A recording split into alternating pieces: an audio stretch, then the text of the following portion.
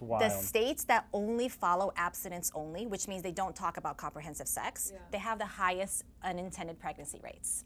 Hello everyone, and welcome back to another episode of Ignite, where we discuss hot topics from our campus. I'm your host, Gianna. And I'm Aarron. Thank you so much for joining us again today. We have quite the conversation in store. We do. So today is actually going to be a conversation that unfortunately it has not been brought into the light too much. It's pretty We're talking sex. It's about sex. Yeah. We're talking about sex. Not exactly as to what sex is, but why it is so taboo and why we do not discuss it in our church, in our school, why it's so behind closed doors. And our very special guest is Psychology Professor Crity Pratt. Woo! We cannot wait to engage in this conversation, and we cannot wait to have you guys hear it. Yeah, let's talk about it. Let's talk about it.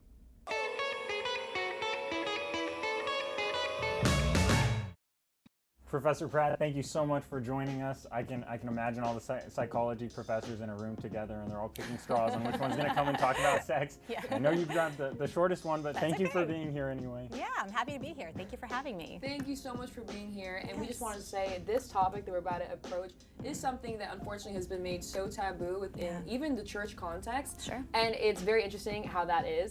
And so we would love to start off the conversation by asking you why you feel as though the topic of sex, which is what we will be discussing today, has become as taboo as it is. Okay, yeah. So sex is one of those things that like parents never want to talk to their kids about. You know, it's uncomfortable, it's icky, they don't know the right words. So there's a lot of uneasiness when it comes to that. And I think part of the taboo comes from the fact that if we don't talk to our kids about sex, especially sex before marriage, there's this mentality of, oh, it won't happen, right? If we don't talk about it, it's not going to happen. But we find that that's not accurate, right? And that's not what the research is suggesting. So I think part of the taboo comes from really just the uneasiness and not having really the right words, which really there are no perfect words, right? But opening up the conversation is incredibly important, but I think people are so stuck on trying to find the exact perfect way to talk about it that then they don't even start because they don't know how to do that. And it varies with age. You don't want to be telling the Absolutely. same thing to a 5-year-old that you would a 10-year-old. It almost sounds like involuntary teaching, like abstinence only kind of thing. Yeah. Inside of all the homes. What are some of the effects of this kind of like abstinence only teaching about sex? Yeah. So abstinence only is a federally funded program that a lot of states follow. And the abstinence only mentality is teaching kids not to have sex before marriage. So the first time when you hear about that, it's like, okay, yeah, that makes sense, you know, biblical principles, you know, let's follow along with that. So the problem comes from abstinence only without comprehensive sex after it has been shown to not stop the initiation of sexual risky behaviors for adolescents. So we kind of have to be able to find a middle ground. Right? How can we then use biblical principles in our understanding of what the Bible says and promote abstinence, but also do the comprehensive sex education where we can prevent our adolescents and our emerging adults from engaging in risky behaviors that not only will be detrimental to their mental health, but their physical health, their emotional, and their spiritual health.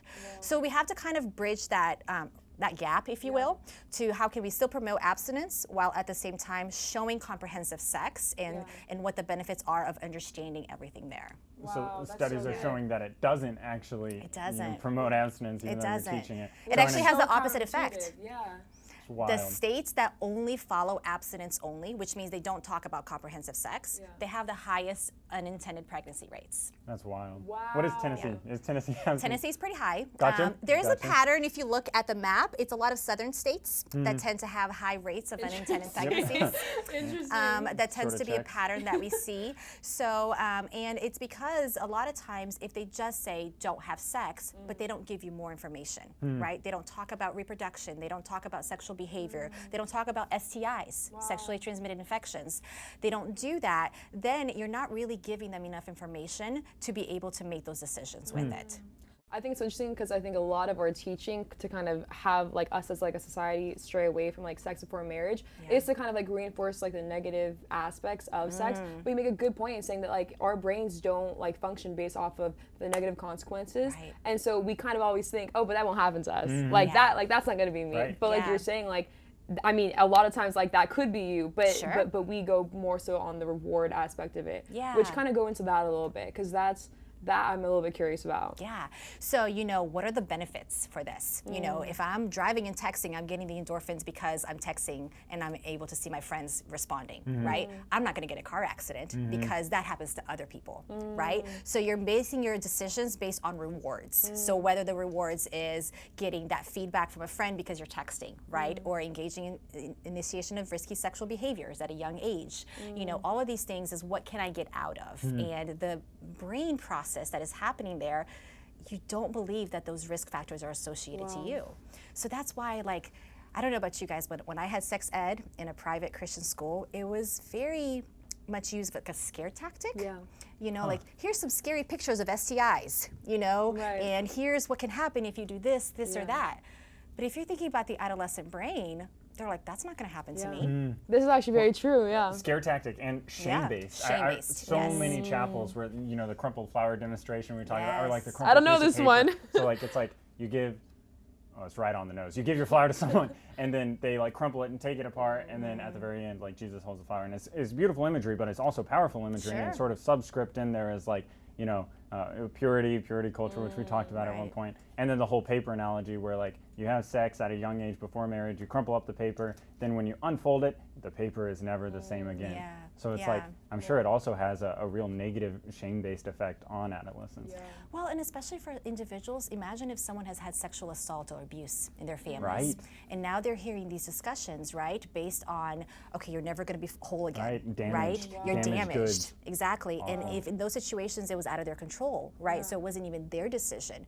So it can have a really negative psychological impact when it comes to just focusing on that shame base. And that can also, I think, definitely kind of heighten the abortion rates, because when it's brought into the light and it's looked so down upon, you are kind of just let me just keep this, just keep this myself, let me go. And that, I think, kind of is why the abortion rates are now skyrocketing. I think that they're higher than they've ever been. One thing that in our conversation that we had before this that I found so interesting is, I think a lot of times we have this mentality of test driving a car before actually buying it, and we apply that to relationships. Yeah. So we we focus on relationships as to I want every single aspect to kind of correlate with what it is that I am comfortable tying myself down to for the rest of my life. Sure. And so I want the emotional, the security aspect. We also look for the sexual aspect. I think a lot of times in relationships, and we feel that part has to be fully served before entering into a potential marriage with them. Yeah. How would you say that this ideology of test driving a car, applying that to a relationship, can be damaging? What are the positive and negative effects? Yeah. But more so also the negative effects of potentially doing sex before marriage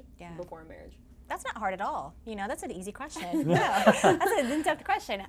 So there's a lot of factors to that. So I'll kind of touch on a couple different things. The whole test driving, before you get married, oftentimes we look at cohabitation. So, living together before marriage. A lot of people want to live together before marriage in order to test drive, right? To see if they're compatible. And usually that sexual engagement comes along with that. Studies suggest that cohabitation actually increases the chance of divorce. So those who live together before they're married actually increases the chance of divorce than those who don't. So there is that component as well. And have they pinpointed kind of a reason behind that? And that's the question, right? Exactly what is the reason behind it? It's not that I have one good answer for you, Aarron, unfortunately, but I think there's different things that people have showed that there maybe is a correlation to it. Part of the process is if you live together before marriage, or if you're engaging in sexual activities before marriage and things like that, you're not fully committed yet, right? So there's a different mentality when you're trying something, because you don't have to take that car home, right? So you can drive it, but you don't have to take that car home. There's no responsibility, right? So you can just take it back, or if it's a 30-day guarantee, right? You can just take it back later. So the commitment is not there quite as much. Well, and I mean, that commitment, that mentality might follow you all the way into marriage. Absolutely, absolutely. One foot in, one foot out. Absolutely, and that's exactly it. So you're kind of there, but you're not really there. So then it really even changes the relationships. It changes the emotional attachment. It changes the expectations, even of the relationship. Females drastically, don't tell your wife this, Aarron, but females drastically decline in their marital satisfaction rate within the first couple years. I remember learning this in your class. It's for guys, it's lowest is marriage, right? Yeah. Well, I'm happy. Lowest is marriage, great. and then it keeps going keeps up going and up. up. And then for the So the females tend to dip a little bit. And part of that has to do with expectations, right? Going in with unrealistic expectations of what a relationship could be. I think we can do things in order to change those projections, so it doesn't have to be predictive in nature. But statistically speaking, females just have high expectations and some that are unrealistic, right? So that we see a dip, if you will, in that. And part of that comes with even sexual decisions and initiation of sexual activities and things like that. It'd be interesting to see like over time, a timeline to see how social media has affected the expectation, the actual satisfaction rates. Yeah. I want to talk a little bit. It's not only Adventists. It's Christians around the world that are feeling like sex education is a pretty taboo topic. Oh yeah, absolutely. We are not alone in this. You know, it is definitely true in several different denominations. I have very, very close Catholic friends who feel a lot of shame and doubt, you know, about talking about sex or even having discussions about sex, especially because of some of the principles that they believe in and things like that. So we are not alone in this. But what we do know is that teaching our children and teaching our adolescents about comprehensive sex with the understanding that abstinence only should be what you promote, right? So you can say, we recommend that you wait until until marriage to have sex, because here's why. And you tell them the biblical principles, the spiritual principles, the mental principles, psychological, all of these implications. But then you tell them, but if you decide to do it, here's how you can protect yourself. Here's what you can do in order to make these decisions. That way you're not making lifelong decisions that will change the trajectory of the rest of your life. And this is something that I feel like schools and churches miss when they're kind of like projecting like this topic. They miss but if you do, here's how to stay safe. Because they're afraid if they say that, it's almost like an open door, like, oh, you can do it. Which is the opposite of the truth. not. When you don't say, it's like, okay, well, no one's told me about this. I better go figure it out myself. Right. Exactly. Right. Over 57% of high schoolers by the time they graduate have engaged in sexual activities. And not just any kind of sexual activities, but actual sexual intercourse, let me rephrase. So, and this is true for our school systems as well, right? So it's still happening. So we can't pretend that it's not, or just not give them other information. Does that kind of make sense? Yeah, it does. Yeah. So we know that early sexual decision making is tied to so many different risk factors in adulthood. Mental health disorders, someone who engages in early adolescent risky taking behaviors, they're more likely to have depression, anxiety. They're more likely to suffer from even being victims of assault. And part of the reason is because they're more likely to be engaged in sexual activity with older individuals. So sexual assault rates are even increased. So it's kind of like this reverse correlation where the younger you are, the more likely it is that you're going to have these adverse reactions to that. Yes.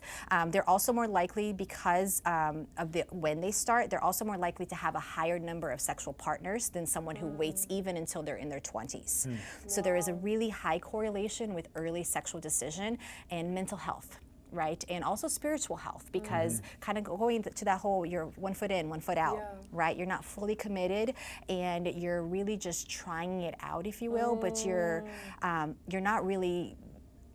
You're not in a place where you can make that decision to be able to know if you're going to be fully committed yet, because your rewards factor, right? That's what your brain's operating on. It'd be fascinating to see how that bleeds over into a relationship with God, but that would probably all be speculative. So it sounds like what you're saying is biblical principles and sex education don't actually contradict each other. They don't. No, they can go hand in hand. You can absolutely teach your kids to refrain from sex until marriage, but you just have to give them other option to be able to take care of themselves as far as healthy principles. So, and this is, comprehensive sex ed includes other things such as even just reproduction, right? Or puberty. Some parents don't even talk to their kids about puberty. The flower girl at my wedding, she called me one day. We didn't talk about this, but I'm gonna say it anyway. She called me one day and she's like, Aunt Cristy, I have this book under my bed. And I'm like, what's going on? She's like, I don't know, but my mom told me to call you. There's a note on it that says FaceTime Aunt Cristy. So her mom had her FaceTime me to talk to her about puberty because her mom didn't want to talk to her about it. And I had to go through this little book with her. She was 11, I think, at the time, maybe 10 or 11. Over the phone. She lives in Virginia, okay? And I had to go over this with her. And I was like, no, like, why aren't you talking to your kids about this? So I say this to say it's not just sex, right? It's puberty, it's reproduction, it's how to be able to take care of your physical health. How do girls take care of the physical health? That way they're not gonna have issues later on. So it's not even just sex. Comprehensive sex education encompasses a lot of those other factors as well. So coming full circle, kind of adapting a question that you were talking about, winding down, What about Southern students here? Some who have or may not have engaged in sexual activities. How does this sort of apply? What do we do with this information now? Yeah, good question. So I think what you're asking is like, if they've already engaged in sexual activity, right? What do they do from now on? They just have to really try to be able to think about why they're making those decisions and kind of touch into their brain and say, okay, am I actually using the critical part of my brain? Am I actually realizing that this is based off of rewards instead of the risk-taking behavior? Because the emerging adult brain really does function, like I said, kind of like the early child or the early adolescence. So if you focus in on the emerging adult brain and you say, okay, how can I change that to start critically thinking more, right? To start being able to realize that the risk factors, whether it be social, emotional, psychological, physical, all of those risk factors, they're real to me. Those things can happen to me. It doesn't just happen to someone else. That's one way that they can kind of be able to bridge the gap and move forward. It doesn't mean that someone is, tainted from before, that they can't be healed and they can't move forward, that they don't have healing. That's not what we're saying. But we're saying that the repercussions from these early behaviors can really be detrimental as far as the lifelong. Well, it sounds like it's possible to break the cycle. So that's a good thing. There is potential there. Yes, absolutely, absolutely. And I think one thing that just wrapping everything back up, I think because this is a conversation that's been so kind of hidden, bringing it into the light, anything that we spoke about yesterday, anything that you can't speak out loud holds power over you. And I think this conversation right here is taking a first step towards initiating a change and making this a conversation that isn't so difficult to be had. Like, it's really not. I mean, we did it right here. Right. Igniting conversation. Way to go. Thank you so much, Professor Pratt. You're welcome. So You're welcome. interesting. No problem. Thank you for having me. Absolutely. I do have to say that for a conversation that I was a little bit worried myself to jump into because of just how taboo and behind closed doors it is, she made it so effortlessly easy to just dive into it. Like I was like appropriately excited to have a conversation about sex in front of cameras for people to watch later, but like it wasn't an inaccessible conversation. It was actually really easy to follow along with. And so many questions I didn't realize that I had. She's just there hitting just point after point. So much wisdom. Awesome. Cristy, we loved you. You were so great. Thank you so much. Thank you all so much for watching this episode. Make sure to look for us on The Promenade. We're there every week. Subscribe, like, follow. Yes, and we will see you next time.